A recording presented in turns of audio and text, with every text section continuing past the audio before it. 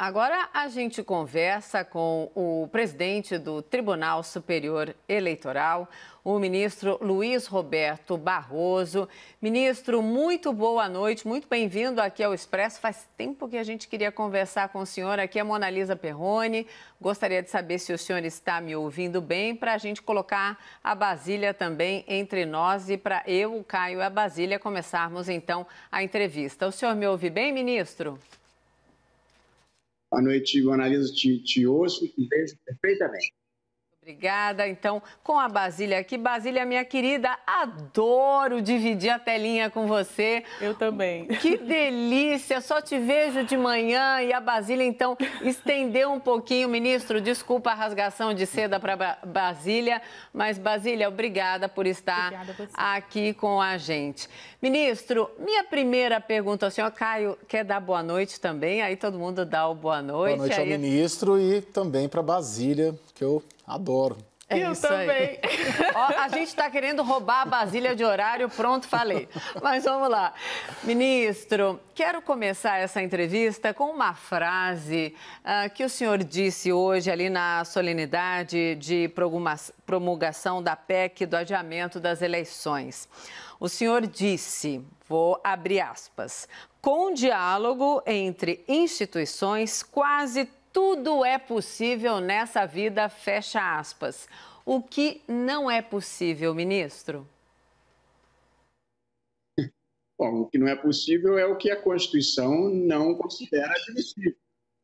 Portanto, o que eu quis dizer é que, nesse caso do adiamento das eleições, o Tribunal Superior Eleitoral, numa interlocução extremamente construtiva com o presidente do Senado e o presidente da Câmara, todos nós conseguimos produzir o resultado que consideramos melhor para o país e superamos diversas resistências porque prevaleceu o melhor argumento, o argumento de saúde pública e o interesse da sociedade brasileira.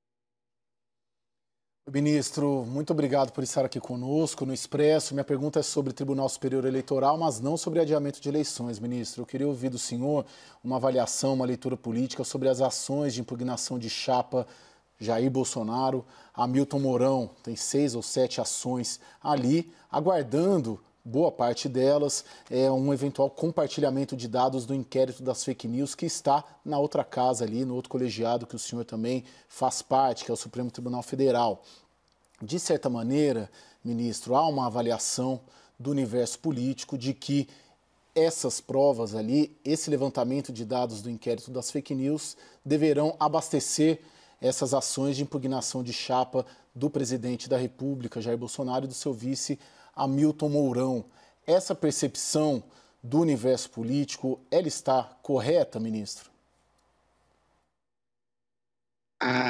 Caio, boa noite, é um prazer estar aqui com você. Aliás, você e a Basília estiveram no meu encalço e aí compareci. Chegou a hora.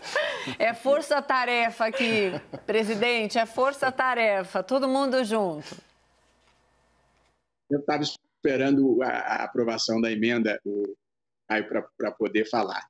Veja você, a leitura política, quem tem que fazer são vocês, que são comentaristas políticos. Eu não faço leituras políticas. O TSE não é um ator político, nós somos atores institucionais de interpretação e aplicação da Constituição e das leis. Existem, como você bem observou, diversas ações contra a chapa presidencial Bolsonaro-Mourão.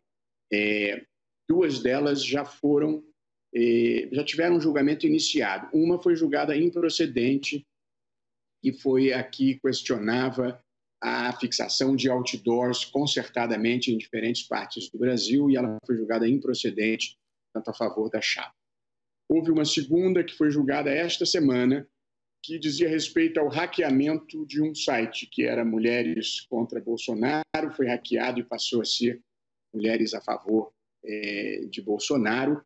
E ali o que aconteceu foi que o corregedor que conduzia a ação pediu que o inquérito policial que tramitou na Bahia fosse junto ao processo, ele foi junto, ele não tinha uma prova pericial, o relator entendeu que só devia trabalhar com o inquérito e, consequentemente, votou pela improcedência do pedido.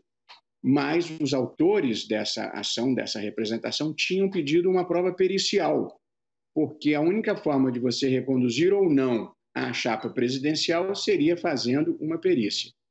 E, portanto, eu e a maioria do tribunal votamos no sentido de realização dessa perícia. Não foi uma decisão contrária à chapa, foi uma decisão que permite ao autor da ação produzir a prova que ele considerava necessária. O que vai dar essa prova depende. Se vai chegar ao presidente, o resultado é um, se não chegar ao presidente, o resultado é outro. Mas foi puramente uma decisão processual de se permitir a produção de uma prova que a maioria pareceu ser um direito do autor da representação.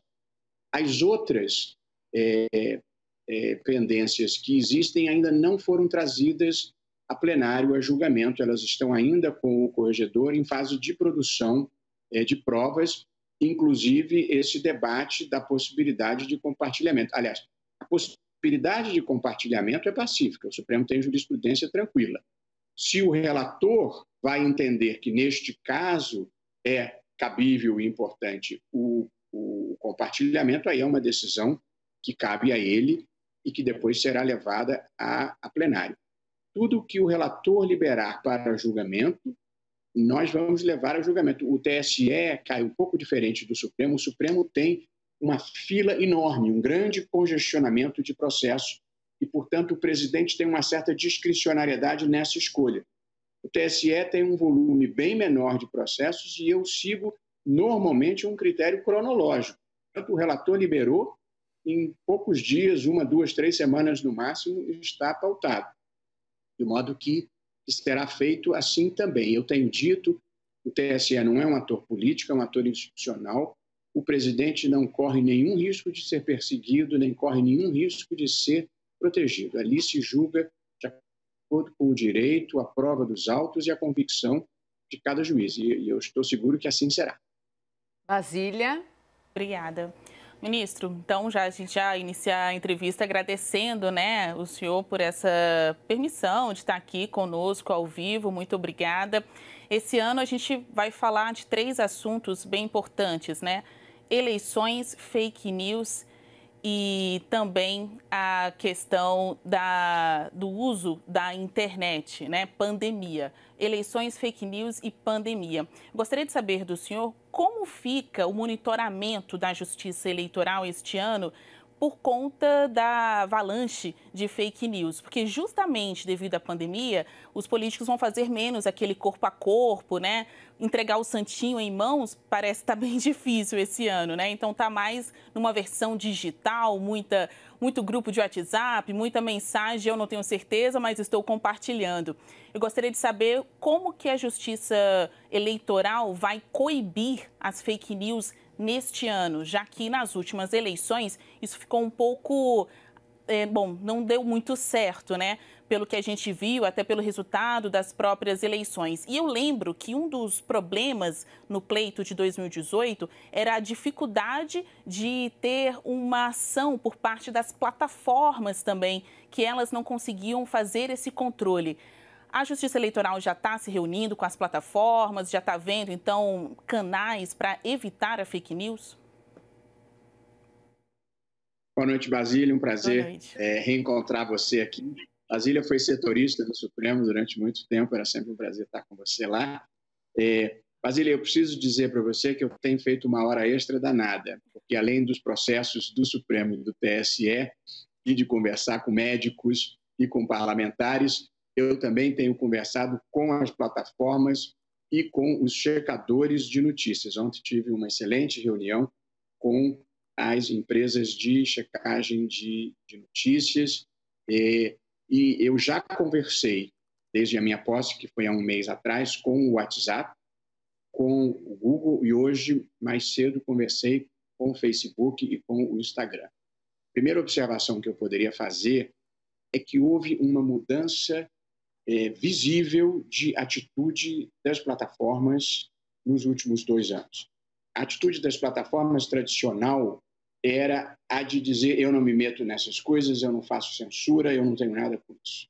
Porém, episódios como os que aconteceram, quer na eleição brasileira, quer na eleição americana, quer no Brexit, quer na eleição da Índia, trouxeram um problema sério de imagem para essas mídias sociais, que têm um papel muito importante e valioso de conectar todos no mundo em tempo real, mas estavam sendo utilizadas de uma forma nociva para a degradação da democracia. De 2018 para cá, você percebe uma atitude claramente colaborativa das plataformas com os mecanismos que me parecem adequados. Vocês são jornalistas e vão entender isso. A Justiça Eleitoral não quer o papel de censora do debate público brasileiro para ficar caçando fake news, salvo as situações excepcionais em que elas são inequívocas. Portanto, a posição que nós adotamos e compartilhamos com as plataformas é que são elas que têm que combater, porque elas são capazes de evitar as fake news sem controle de conteúdo, apenas pelo controle de comportamentos.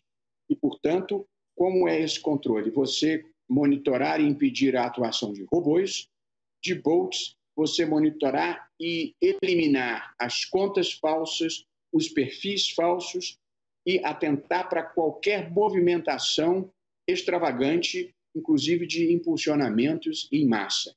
Essas são as principais formas, eu penso, Basília, de combate às fake news. E elas estão empenhadas, muitas já reduziram a capacidade de retransmissão de mensagem, passou de 20 para 5, em alguns casos já passa para 1. Portanto, nós vamos enfrentar, em primeiro lugar, com meios tecnológicos, e as plataformas têm se manifestado parceiras, e eu já ouvi o que elas me ofereceram e ainda vou voltar para elas com o que a gente vai pedir.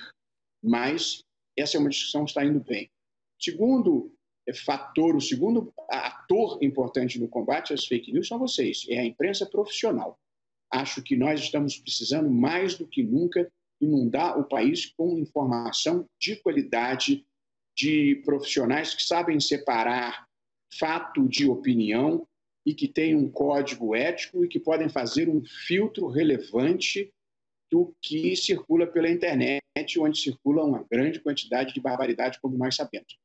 As empresas de conferência de fatos também vão ter um papel importante. Nós já estamos pensando mecanismos de conseguirmos imediatamente disparar a inundação de informação verdadeira quando a informação falsa comece a ganhar terreno, e estamos fazendo uma campanha pela internet, pelas redes sociais e pela televisão contra as fake news, contra as campanhas de informação. Nós estamos escolhendo o nosso parceiro, nós temos muitas campanhas.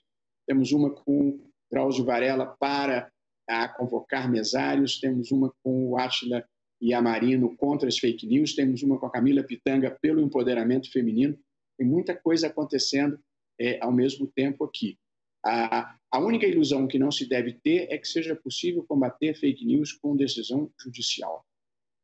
Porque o judiciário não gosta de ser censura privada, porque os ritos processuais do judiciário não conseguem acudir a tempo e a hora à circulação dessas notícias, e porque, muito frequentemente, elas vêm de computadores, servidores que estão no exterior e a gente não tem jurisdição extraterritorial. Então, nós contamos com as plataformas, com a imprensa, com os checadores de notícias e com a conscientização da sociedade. Ministro, pode contar 100% com a CNN Brasil. Aqui a nossa preocupação é total de trazermos a informação precisa, ouvindo sempre todos os lados da notícia verdadeira.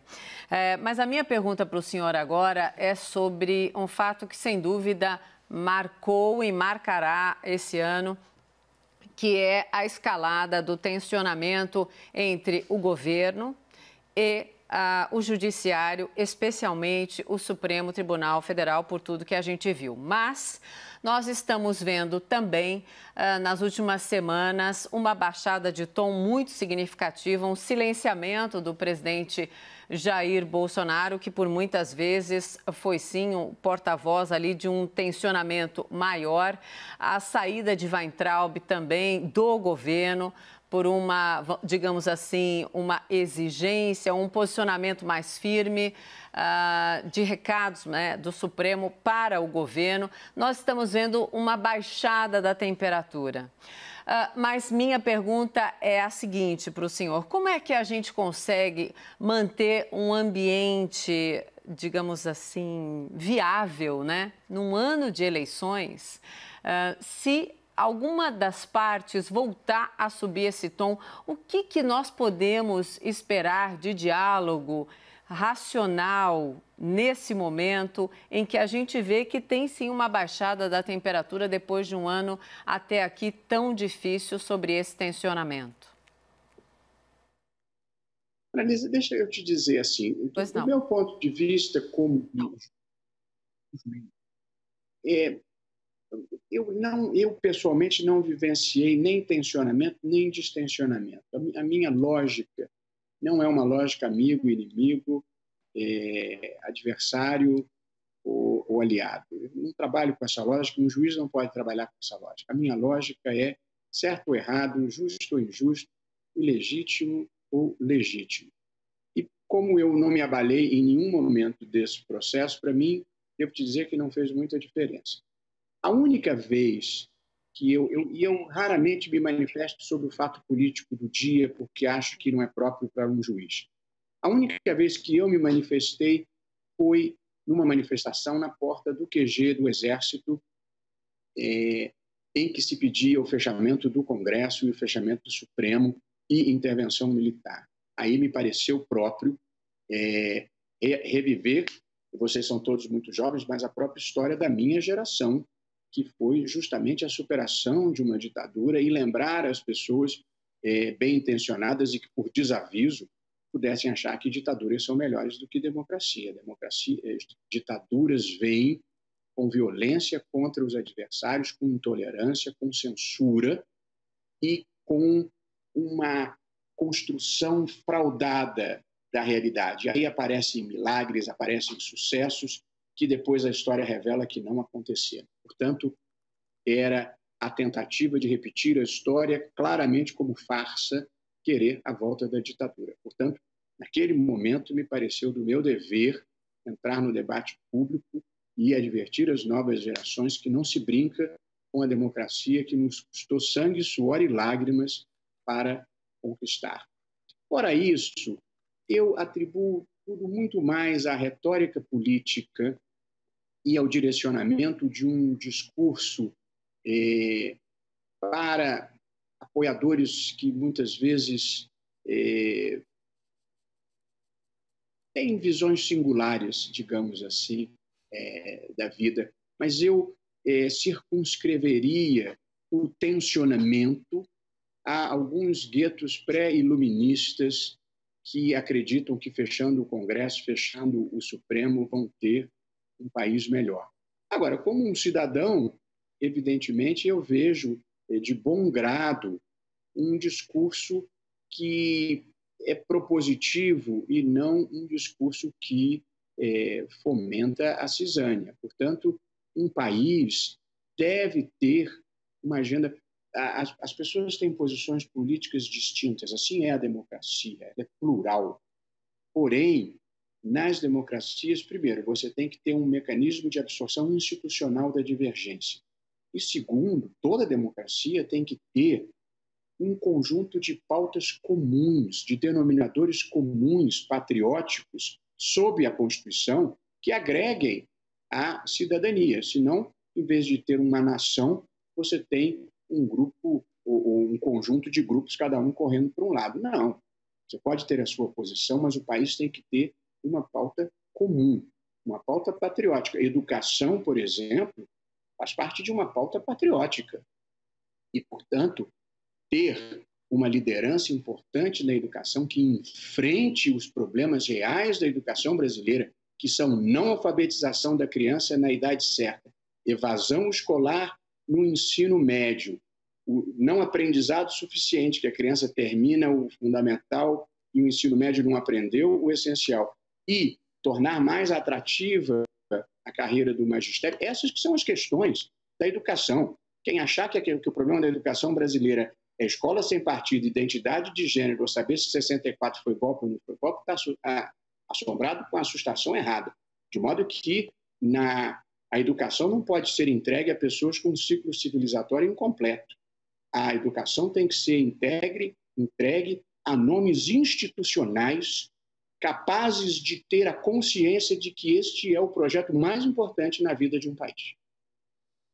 Ministro, 27 de maio é uma operação deflagrada pelo Supremo Tribunal Federal, tendo como alvo apoiadores do presidente da República. 16 de junho, outra operação também, no chamado inquérito dos atos antidemocráticos, também tendo por alvo apoiadores do presidente da República. Nesse meio tempo, o Tribunal Superior Eleitoral avança ali também dentro da cronologia que o senhor mesmo disse, com ações de impugnação da chapa Jair Bolsonaro, Hamilton Mourão. É o judiciário que está contendo, moderando os bolsonaristas e o presidente Jair Bolsonaro? Caio, eu não sou comentarista político, eu sou um juiz. O papel do Judiciário e do Supremo Tribunal Federal, tal como do Legislativo, quer dizer, a Constituição, ela existe para dar limites ao poder, em qualquer lugar do mundo. E, portanto, o Judiciário sempre terá, o Supremo, algum grau de tensão com o poder executivo. Como é natural, quem dá limite, evidentemente, sofre a compressão de quem a compressão de quem está exercendo o poder. Portanto, ser juiz do Supremo é dar limites ao poder. Portanto, algum grau de tensão sempre vai existir. Você for aos Estados Unidos, por exemplo, a Suprema Corte vai decidir se o presidente Trump tem ou não que exibir as suas declarações tributárias para a sociedade. O Judiciário interveio e limitou as suas políticas de restrição à imigração. É assim em toda parte do mundo. É claro que em algumas conjunturas esse quadro pode se tornar um pouco mais tenso, mas eu, para ser sincero, eu não acho que o país tenha vivido nem uma crise política, nem uma crise institucional. Talvez algumas características da personalidade do presidente possam ter sugerido alguma coisa parecida, mas, a meu ver, apenas no plano retórico. Porque no plano prático, o Congresso Nacional rejeitou medidas provisórias do presidente da República, as medidas foram revogadas, a Constituição foi cumprida. O Supremo produziu decisões que contrariaram o presidente da República, as decisões foram executadas, a Constituição foi cumprida. Portanto, do ponto de vista prático e real, não aconteceu nenhum tipo de abalo institucional. Talvez as instituições tenham sido mais pressionadas nos últimos tempos a oferecerem esses limites do que em outras épocas. Mas, enfim, são conjunturas circunstanciais da vida de cada país. Ministro, recentemente, em entrevista aqui à CNN, o ministro da Justiça, André Mendonça, defendeu uma autocontenção, uma autocrítica de todos os poderes, também o poder judiciário. O senhor acha que, levando em consideração as decisões recentes da Justiça em plena pandemia, que estão sendo muito criticadas, em especial pelo governo federal, mas também ali levando críticas também de quem está no Congresso Nacional, o senhor acha que houve erros por parte da Justiça, perdeu o limite? Vale destacar que, em recente decisão do senhor, numa liminar, eu me lembro aqui, o senhor foi tratar sobre a regulamentação daquele artigo da lei que trata do uso das Forças Armadas. E, na sua decisão, o senhor disse que dar interpretação a este artigo como uma possível intervenção das Forças Armadas no Poder Judiciário ou em algum poder seria uma forma de terraplanismo constitucional. Então, a minha pergunta vai nesses dois eixos. Está havendo excessos por parte do Poder Judiciário? E o que o senhor quis dizer com terraplanismo constitucional? Bom, vamos lá. Eu, pessoalmente, acho que não houve excesso algum. Há uma decisão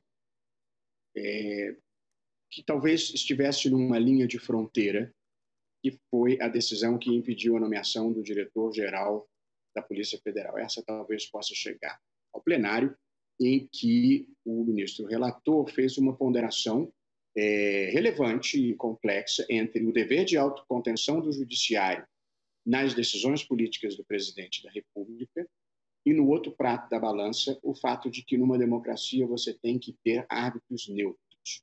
Você tem que ter órgãos que não podem ser capturados pela vontade política majoritária, porque não são órgãos de um governo, são órgãos do Estado, são órgãos da sociedade. Esta decisão, eu devo reconhecer que ela tensiona a fronteira entre direito e política. Todas as demais, não estou dizendo que foi errada, não, estou dizendo que tensiona a fronteira. Todas as demais foram decisões que eu considero corretas. Princípio federativo. União, estados e municípios têm competências em matéria de saúde pública. Está na Constituição clarissimamente. Portanto, há questões que são decididas pelo presidente da República, há questões que são decididas pelo governador e há questões que são decididas pelo prefeito. Assim é numa federação e isso está previsto na Constituição. Portanto, uma decisão trivial. A minha decisão, o Brasil não pode parar. Aquela campanha publicitária, todas as entidades médicas e a Organização Mundial da Saúde recomendando o isolamento social. E o governo lança uma campanha convocando as pessoas a voltarem ao trabalho e a voltarem às ruas. Isso, em algumas cidades do Brasil, na minha, por exemplo, que é o Rio de Janeiro, seria um genocídio se nós tivéssemos simultaneamente uma grande quantidade de pessoas que precisam do SUS, porque na primeira fase da doença era sírio-libanês e rede DOR, mas na segunda fase era SUS mesmo, e era preciso impedir tal achatamento da curva, era impedir que gente demais ficasse doente ao mesmo tempo, sobrecarregando o serviço de saúde. Portanto, embora a decisão seja minha, eu acho que ela estava certa. Uma outra decisão foi a decisão sobre o que deve ser considerado o erro grosseiro para fins de responsabilização dos agentes públicos, e nós dissemos realmente o agente público só deve ser responsabilizado, porque ele tem que tomar decisões no calor dos acontecimentos, por erro grosseiro. Você olhando a vida em videotape, você vê muita coisa que no momento que você tem que decidir, você não é capaz de ver. Porém, nós dissemos, eu mesmo disse, erro grosseiro é a inobservância de consensos científicos constitui erro grosseiro. Portanto, você não se absolve por esta lei se fizer coisas que todas as entidades médicas dizem que não devem fazer. E uma questão, Mona Lisa, relativamente irrelevante, a que se deu muito peso, foi uma decisão minha de não permitir que os diplomatas venezuelanos fossem expelidos do Brasil durante a pandemia. O que eu disse na minha decisão? Quem mantém relações internacionais é o presidente da República. O presidente da República pode desacreditar os agentes diplomáticos, eles deixam de representar o seu país. O presidente da República pode declará-los persona non grata e mandar sair do país. Agora, no meio de uma pandemia, mandá-los sair do país em 48 horas, 34 famílias, com idosos, mulheres e crianças, a pé, que não tem voo para Caracas, não tem avião indo para Caracas, não tem ônibus indo para Caracas. Então, eles tinham que sair em 48 horas andando até a Venezuela. Não é possível que alguém, em sã consciência e de bem, ache isso normal. Portanto, eu considero que foi um equívoco, com todo o respeito, do ministro das Relações Exteriores, determinar que essas pessoas saíssem em 48 horas no meio de uma pandemia por recomendação de isolamento social.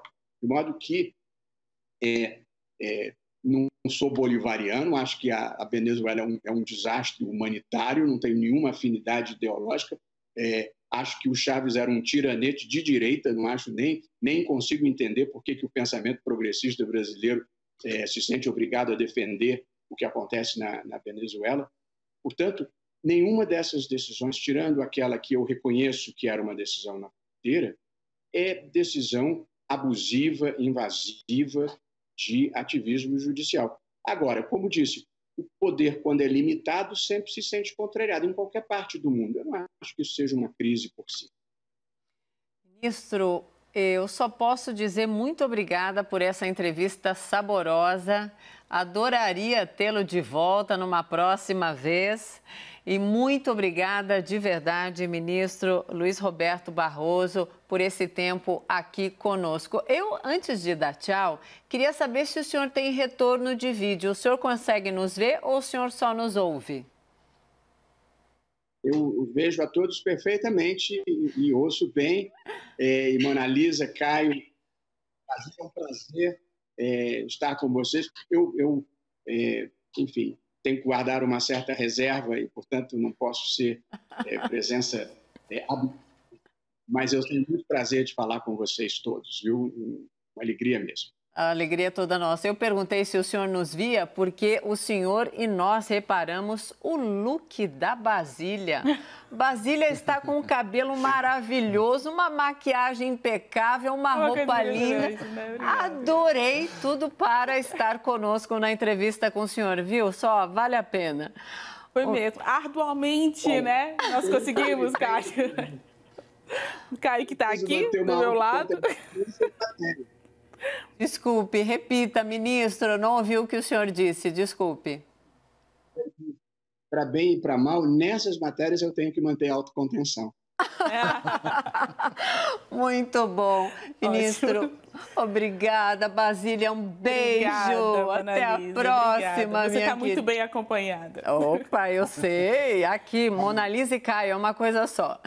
Até a próxima. Muito obrigada pela atenção. Obrigada, gente.